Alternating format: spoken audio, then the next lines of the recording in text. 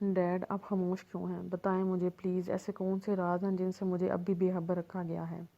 آہل زمین پر گھٹنے کے بل بیٹھ کر جاوید صاحب کی آنکھوں میں دیکھ کر پوچھ رہا تھا۔ اسے اندر سے بے چینی تھی، ایک اضطراب تھا، عجیب قسم کی بے سکونی تھی۔ کیا اسے چھپایا گیا تھا یا پھر کیا چھپایا جا رہا تھا؟ فائزہ بیگم اور نورہ بیگم بہن ہیں، سگی بہن، تمہاری ماں کی بہن ہے، مجھ کی ماں۔ یہ بات ہم نے تم سے چھپائی نہیں تھی آہل، دراصل تم نے جاننے کی کبھی کوشش ہی نہیں کی تھی۔ زندگی میں ہمیشہ ایک بات یاد رکھنا آہل، ہر انسان غلط نہیں ہوتا، اس کی سوچ اسے غلط اور صحیح بناتی ہے۔ ہر کسی کے دیکھنے کا نظریہ الگ الگ ہوتا ہے، اور تمہارا نظریہ یہ تھا کہ تم نے مریم کو ہمیشہ غلط سمجھا ہے۔ تم جانتے ہو آہل، مریم تم سے بے پناہ محبت کرتی ہے، وہ اپنی سگی اولاد سے بڑھ کر تمہیں اپنا مانتی ہے، لیکن تم نے اسے کبھی ماں کا درجہ نہیں دیا۔ کیوں؟ کیونکہ تمہاری نظر میں وہ ایک غدار عورت ہے۔ آہل، نورہ اور میں نے لو میرج کی شادی کی تھی، جس کے خلاف نورہ کا پورا گھرانہ تھا، لیکن اس نے صرف میرے لیے اپنے پیاروں کو چھوڑ دیا تھا۔ ہم ایک ہنسی خوشی زندگی گزار رہے تھے، اور پھر تم ہماری زندگی میں آ گئے، پھر ہماری ایک چھوٹی سی فیملی بن گئی تھی۔ میں اور نورہ بہت خوش تھے، لیکن پھر ایک دن اچانک تمہاری ماں کی طبیعت خراب ہو گئی تھی۔ ڈاکٹرز کا کہنا تھا اسے بلڈ کینسر ہے، بہت کم دن رہ گئے تھے اس کے پاس۔ میں نے اس کا ایک بہت سے بڑے ڈاکٹر سے ٹریٹمنٹ کروایا تھا، لیکن قسمت کو کچھ اور ہی منظور تھا۔ نورہ کو معلوم تھا اس کی زندگی کے چند دن اور باقی ہیں۔ وہ تمہیں اکیلا نہیں چھوڑنا چاہتی تھی، وہ تم سے بے پناہ محبت کرتی تھی، کیونکہ تم ہماری محبت کی نشانی تھے، اور وہ اس نشانی کو کبھی ختم نہیں کرنا چاہتی تھی۔ وہ نہیں چاہتی تھی زندگی میں کبھی تمہیں ماں کی کمی محسوس ہو۔ اس نے اپنی موت سے ایک دن پہلے میرا نکاح مریم سے کروا دیا تھا، اپنی ہوش و حواس میں۔ پتہ ہے یہ نکاح صرف اور صرف تمہاری بھلائی کے لیے کیا تھا میں نے، کیونکہ اس وقت تم محض 5 سال کے تھے، اور تمہیں ماں کی اشد ضرورت تھی۔ نورہ نے مریم سے مرتے مرتے وعدہ لیا تھا، وہ تمہیں کبھی ماں کی کمی محسوس نہیں ہونے دے گی، ایک سگی ماں کی طرح تمہارا خیال رکھے گی۔ آہل، مریم نے صرف اور صرف اس کیے گئے وعدے کو پورا کرنے کے لیے اور تم سے بے پناہ محبت ہونے کی وجہ سے تمہاری نفرتوں کو برداشت کرتی رہی۔ آہل، اس نے بھی قربانی دی تھی صرف تمہارے لیے، لیکن تمہاری بدگمانیاں دن بدن بڑھتی ہی جا رہی تھیں، اس لیے میں نے تمہیں ہاسٹل میں ڈال دیا تھا، شاید تمہارے اندر تھوڑا بہت سدھار آ جائے۔ لیکن وقت کے ساتھ ساتھ تم اپنی ماں سے مزید بدگمان ہوتے چلے گئے، اور اچانک پھر تمہیں مشت مل گئی تھی۔ شاید اسے ہی کہتے ہیں دنیا گول ہے۔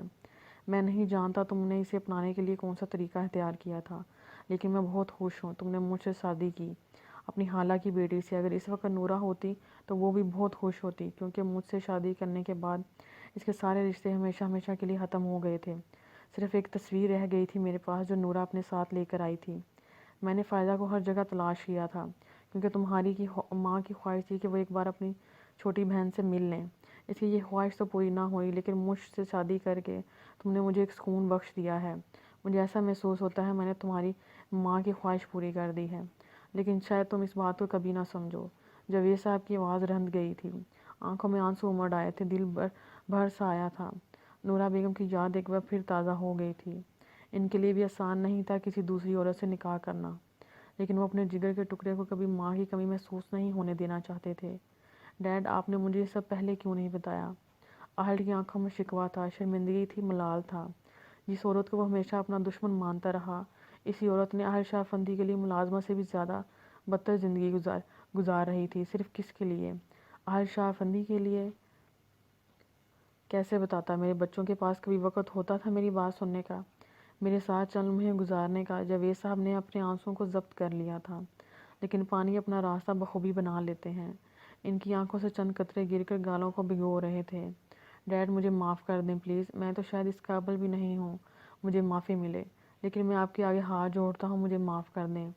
آہل شاہ افندی زندگی میں پہلی بار کسی کے سامنے ہاتھ جوڑ رہا تھا، خیر وہ کسی نہیں، اس کے سگے باپ تھے۔ بیٹا، معافی مجھ سے نہیں اپنی ماں سے مانگو، کیوں مجھ سے زیادہ تم نے اسے تکلیف پہنچائی ہے۔ جاوید صاحب نے اس کے ہاتھ پر اپنا ہاتھ رکھ دیا تھا، آواز میں ایک خنک سی آ گئی تھی، در و دیوار پر خوشیاں رقص کر رہی تھیں۔ بالآخر آہل شاہ افندی کو اپنی غلطیوں کا احساس ہو ہی گیا تھا، بھلے دیر سے ہی صحیح۔ آئی لو یو ڈیڈ۔ آہل شاہ افندی ایک دم چھوٹے معصوم بچوں کی طرح اپنے باپ کے گلے لگ گیا تھا۔ آج اس نے زندگی میں پہلی بار باپ کے وجود کا لمس محسوس کیا تھا، جسے ہمیشہ وہ محروم رہا تھا۔ آئی لو یو ٹو مائی سن۔ جاوید صاحب نے اسے گلے میں بینچ لیا تھا۔ اب جلدی سے جا کر میری بیٹی کو گھر لے آؤ، آج ہم نے ایک ساتھ ڈنر کرنا ہے۔ جاوید صاحب نے مسکرا کر بولے تھے۔ آج کی مسکراہٹ ایک عجیب پرکشش لیے ہوئے تھی۔ آج انہیں اپنے باپ ہونے پر فخر محسوس ہو رہا تھا۔ اوکے ڈیڈ، اہل خوشی سے کہہ کر واپس پلٹا تھا۔ قدم اپنے آپ آگے بڑھ رہے تھے۔ آج ایک الجھی ہوئی گتھی سلجھی تھی۔ فرمائیے، مل گیا جناب کو موقع۔ مش فون ریسیو کرتے ہی بگڑی تھی۔ اسے تھوڑا تھوڑا غصہ بھی آ رہا تھا۔ کم از کم اہل کو اس طرح تو چھوڑ کر نہیں جانا چاہیے تھا۔ کچھ بتا کر بھی چلا جاتا تاکہ فائدہ بیم کو جواب دینے میں تھوڑی آسانی ہو جاتی۔ سوری سویٹ ہارٹ، جلدی میں تھا، کہیں تو مجھے مس تو نہیں کر رہی تھی۔ ایک ہاتھ سے فون کان میں لگا کر دوسرے ہاتھ سے ڈرائیونگ کرنے میں مگن تھا۔ مس اور میں، جناب عالی، مجھے اور بھی کام ہوتے ہیں آپ کو مس کرنے کے علاوہ، مش نے مسکرا کر کہا تھا۔ اس کا ارادہ ابھی اہل کو صحیح جواب دینے کا نہیں تھا۔ اچھا، کون کون سے کام ہوتے ہیں میری جان کو بتانا پسند کریں گی؟ آپ مجھے بھی تو جانوں، ایسے کون سے اہم کام ہیں جو مجھے یاد کرنے نہیں دیتے آپ کو؟ اہل کا ارادہ ابھی مزید شرارت کا تھا۔ یہ تو میں نہیں بتانے والی، ہاں لیکن ایک راز کی بات بتاؤں؟ مش کی آواز قدرے آہستہ ہو گئی تھی، جیسے ایک رازداں اپنا راز دوسروں کے حوالے سرگوشی کے انداز میں کرتا ہے۔ راز جلدی بتاؤ یار، اہل کو بے چینی ہوئی تھی راز جاننے کی۔ راز کی بات یہ ہے، اس وقت آپ کو ہی مس کر رہی تھی، مش نے کچھ جھجکتے ہوئے کہا تھا۔ اس طرح اعتراف عشق کرنا تھوڑا مشکل لگ رہا تھا۔ ہائے، کہیں میں مر ہی نہ جاؤں آپ کے اس راز پر۔ سچ میں یار، جادو کر دیا ہے تم نے مجھ پر۔ ایک پل بھی تمہارے بنا رہنا مشکل لگنے لگا ہے۔ اہل نے سچا اعتراف کیا تھا۔ واقعی مجھ کے بغیر رہنا اس کے لیے بہت مشکل تھا۔ اس لڑکی نے تو اس کے اوپر جادو کر دیا تھا، اپنے عشق کے سحر میں گرفتار کر لیا تھا۔ ہمیشہ مرنے کی باتیں نہ کیا کرو ورنہ میں ناراض ہو جاؤں گی۔ مجھ کو سخت برا لگا تھا اس کا یوں مرانے کی باتیں کرنا، دل کانپ سا جاتا تھا۔ اگر دیکھا جائے تو مجھ کو اب بھی اہل شاہ افندی سے نفرت کرنی چاہیے تھی، لیکن اہل سے اپنی محبت میں گوڈے گوڈے ڈبو چکا تھا۔ اس نے کچھ غلط نہیں کیا تھا۔ ایک لڑکی کا نقصان اس کی وجہ سے ہوتا، اس کی وجہ سے علی شیروز مجھ کو نقصان پہنچا سکتا تھا، لیکن اہل شاہ افندی کے اندر انسانیت تھی، وہ اپنی وجہ سے کسی لڑکی کا نقصان ہوتے نہیں دیکھ سکتا تھا۔ اگر مجھ کی جگہ کوئی اور لڑکی ہوتی تو وہ بھی شاید یہی کرتا۔ مجھ کو تو شکر گزار ہونا چاہیے اہل شاہ افندی کا، اس کے دامن پر اہل شاہ افندی نے داغ لگنے نہیں دیا تھا، اس کی حفاظت اپنے سر لے لی تھی۔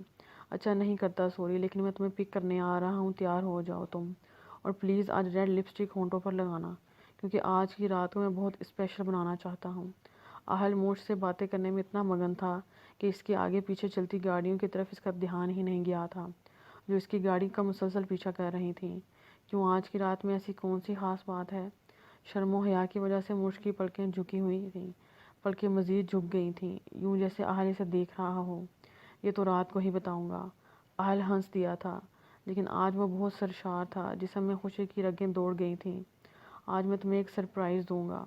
باتوں کا سلسلہ ٹوٹ چکا تھا، آسمان میں فائرنگ کی آواز گونج رہی تھی، اہل کی گاڑی ڈس بیلنس ہو رہی تھی، جس کو سنبھالتے سنبھالتے شاید بہت دیر ہو چکی تھی۔ پورے چہرے کو کالے نقاب سے چھپائے 3 نامعلوم افراد گاڑی سے نیچے اترے تھے۔ ہاتھوں کو ایک ہاتھ میں بڑی ریوالور تھی۔ اہل شاہ افندی کو اپنے سامنے موت کھڑی دکھائی دے رہی تھی۔ موبائل کس طرف جا کر گرا تھا وہ خود بھی نہیں دیکھ پایا تھا۔ 2 دنوں کی باتوں کا سلسلہ ختم ہو گیا تھا۔ 2 دنوں کی محبت کسی سمندر میں اپنا وجود دھیرے دھیرے کھو رہی تھی۔ ارے لگتا ہے کہیں یہ مر تو نہیں گیا۔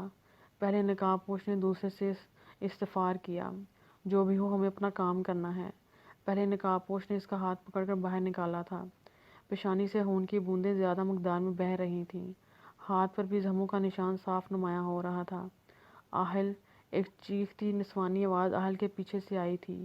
یہ آواز تو بہت جانی پہچانی تھی، کون اسے نہیں پہچانتا۔ پیڑ سے پرندوں کا جھرمٹ بندوق کی آواز سن کر ایک ساتھ اڑان چڑھا تھا، شاید ان کا دل بھی دہل گیا تھا۔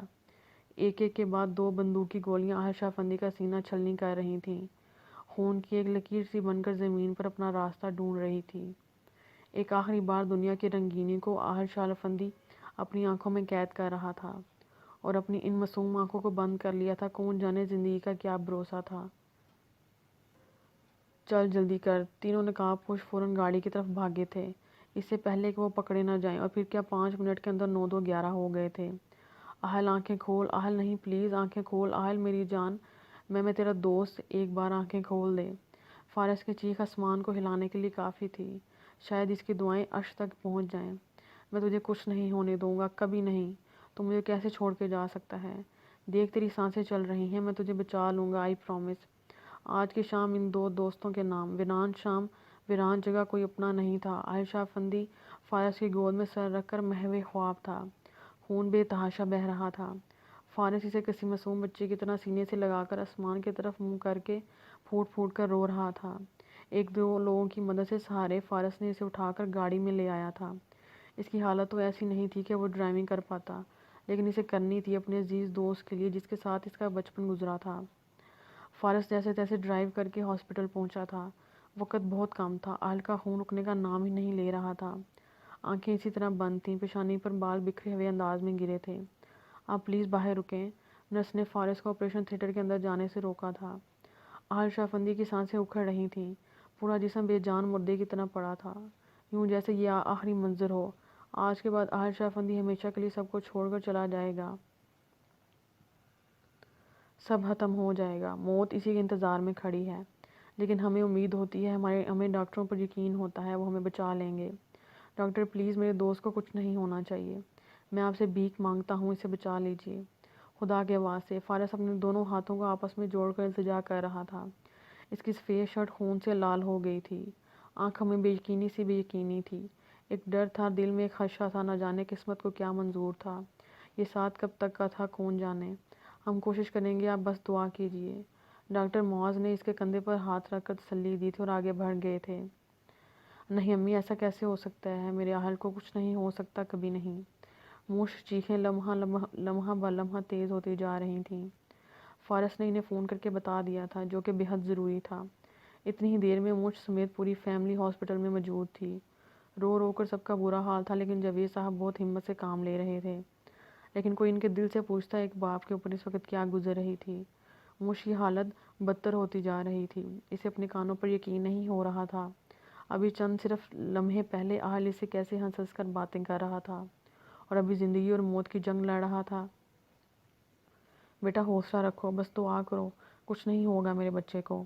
فائزہ بیگم اسے گلے سے لگا کر تسلی دے رہی تھیں۔ ان کی بھی حالت موش سے کچھ کم نہیں تھی، لیکن انہوں نے اپنے آنسوں پر ضبط کیا ہوا تھا۔ اہل کو اس وقت آنسوں سے زیادہ دعا کی ضرورت تھی۔ بیرا کو ایک چپ سی لگ گئی تھی۔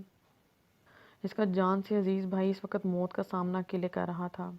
لب مسلسل ہی رہے تھے۔ اہل شاہ افندی کی زندگی کی دعا کی جا رہی تھی، نہ جانے کس کی دعا رنگ لے آئے۔ امی میرے اہل کو کچھ نہیں ہوگا، مجھے بتائیں نا امی۔ روتے روتے موش کی آواز مدھم ہو گئی تھی۔ اپنے سامنے سے سوائے اندھیروں کے کچھ نہیں دکھائی دے رہا تھا۔ تو کیا اللہ نے چھین لیا مجھ سے اس کا اہل؟ کا ان کا ساتھ بس اتنا سا ہی تھا؟ موش اللہ سے دعا کرو، میری بچی دعا میں بڑی طاقت ہوتی ہے۔ مریم بیگم موش کو گلے لگا کر سمجھا رہی تھیں۔ اگر ان کے بس میں ہوتا تو اہل کی جگہ شاید وہ خود موت کے حوالے کر دیتی اور اپنے لختے جگر کو بچا لیتی۔ یا اللہ میرے اہل کو مجھے واپس کر دے، میرے مولا وہ میری زندگی میں سب سے اہم ہے۔ اس کی سانسوں کو معطر کر دے مالک، وہ میرے لیے بہت قیمتی ہے۔ وہ نہیں تو میں کچھ بھی نہیں ہوں، وہ میری زندگی ہے، میں اسے نہیں کھونا چاہتی۔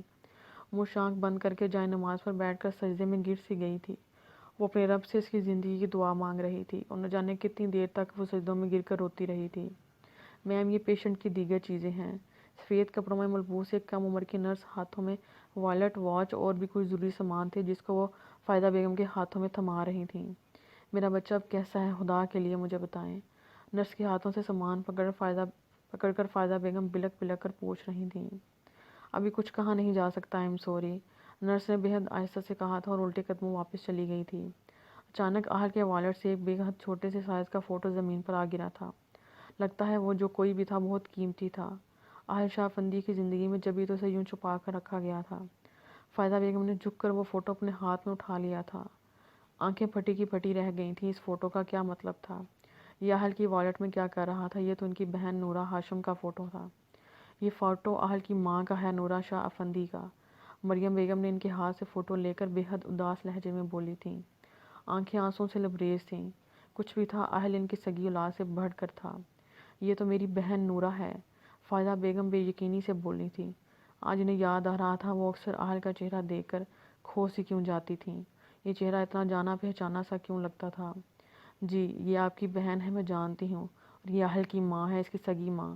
لیکن کینسر جیسی بیماری نے انہیں زیادہ مہلت نہیں دی تھی، اور اہل کی ذمہ داری میرے سپرد کر گئی تھی۔ ہمیں اسی دن پتہ چل گیا تھا جس دن ہم اہل کے لیے مشک ہاتھ مانگنے گئے تھے، لیکن یہ بات ہم آپ سے چھپا گئے تھے کیونکہ ہمیں ڈر تھا۔ سچائی جاننے کے بعد آپ ہمیں مشک کا ہاتھ دینے سے انکار کر دیں گی۔ مریم بیگم فائدہ بیگم کے قریب بیٹھ کر ان حقیقت سے آگاہ کر رہی تھیں۔ جس بہن کو انہوں نے گلی گلی ڈھونڈا تھا وہ ملی بھی تو ایسی قدرت نے اس طرح ان کا ملن کروایا تھا۔ انہیں بے حد دکھ بھی ہوا تھا کہ ان کی بہن اب اس دنیا میں نہیں تھی، لیکن خوشی کا احساس بھی ہوا تھا۔ ان کی اپنی سگی بہن کا بیٹا اہل نہ صرف ان کا داماد تھا بلکہ ان کی بہن کا بیٹا تھا۔ آنٹی آپ نے مجھے یہ سب پہلے کیوں نہیں بتایا تھا؟ مجھ ابھی جائے نواز لپیٹ کر روم سے باہر آئی تھی، لیکن مریم بیگم کے الفاظ پر اس کے پیر اسی جگہ جمپ گئے تھے۔ ہمیں ڈر تھا پتہ نہیں تمہارا کیا ریئیکشن ہوگا۔ مریم بیگم اس کے چہرے کو دیکھ کر نرمی سے بولی تھی۔ اہل نہ صرف اس کا شوہر تھا بلکہ اس کی خالہ کا بیٹا بھی تھا۔ یہ بات مجھ کے اندر ایک خوشی کی لہر دوڑا گئی تھی، لیکن فی الحال اس کا شوہر اور خالہ کا بیٹا موت کے منہ میں تھا۔ تقریباً 4 گھنٹے کے بعد آپریشن روم کھلا تھا۔ ڈاکٹرز کو باہر آتا دیکھ کر موش ان کی طرف دوڑ کر لگائی تھی۔ ڈاکٹرز پلیز بتائیے اہل ٹھیک ہے نا؟ موش کی آنکھوں سے آنسوں کی موسلا دھار بارش ہو رہی تھی۔ جسم میں شدید تکلیف محسوس ہو رہی تھی کیونکہ مسلسل 4 گھنٹے سے وہ ایک ہی پوزیشن میں بیٹھ کر روئے جا رہی تھی۔ حلق تک خشک ہو گیا تھا۔ ایک تنکا بھی اس کے اوپر حرام تھا اگر جو اس نے منہ میں ڈالا ہوتا۔ اسے صرف عائشہ فندی چاہیے تھا، اس کے بغیر تو اس کے وجود کا تصور بھی نہیں کیا جا سکتا تھا۔ زمانے کی دھوپ اور چھاؤں سے اس نے ہمیشہ اسے چھپا کر رکھا تھا۔ اس کا مجازی خدا تھا، اسے اس کے سنگ جینا تھا، اس کا محافظ تھا، اس کا رازداں تھا۔ ایک بیوی کا شاید سب سے اچھا رازداں اس کا شوہر ہی ہوتا ہے۔ اپنے آپ کو سنبھالیے میم، اہل سب کچھ اللہ کے منحصر ہے، میں اور آپ کچھ نہیں کر سکتے۔ آپریشن تو ہو گیا ہے، ان کی دونوں گولیاں باہر نکال لی گئی ہیں، لیکن اگر 24 گھنٹے میں انہیں ہوش نہیں آیا تو ایم سوری۔ ڈاکٹر معاذ کو بے تحاشا ترس آیا تھا مجھ کی اس حالت پر، لیکن وہ کیا کر سکتے تھے سوائے دعاؤں کے؟ زندگی اور موت تو کسی کے ہاتھ میں نہیں ہوتی۔ اگر ایسا ہو جائے تو شاید دنیا کے کوئی بھی انسان اپنے پیاروں کو مرنے نہیں دیتا، اور اگر 24 گھنٹے میں ہوش نہیں تو کیا میرا حل مجھے چھوڑ کر چلا جائے گا؟ ہاں، ایسے کیسے؟ نہیں، وہ ایسے کیسے جا سکتا ہے؟ وہ نہیں جا سکتا، نہیں جا سکتا۔ وہ مشک کی چیخ فضا میں گونج اٹھی تھی۔ آنکھوں میں سونا امی امڑ رہی تھی، اس کے اوپر قیامت ٹوٹ رہی تھی۔ ڈاکٹر معاذ کا گریبان مشک کے ہاتھوں میں جکڑا ہوا تھا، وہ جیسے ڈاکٹر معاذ کو زندہ مار دے گی۔ مجھ سنبھالو ہود کو میری بچی، چھوڑو اسے۔ جاوید صاحب مشک کو بڑی مشکل سے پکڑ کے لائے تھے۔ آج کے لیے اتنا ہی، آئندہ کے لیے ہمارے ساتھ رہیے گا۔ اللہ حافظ۔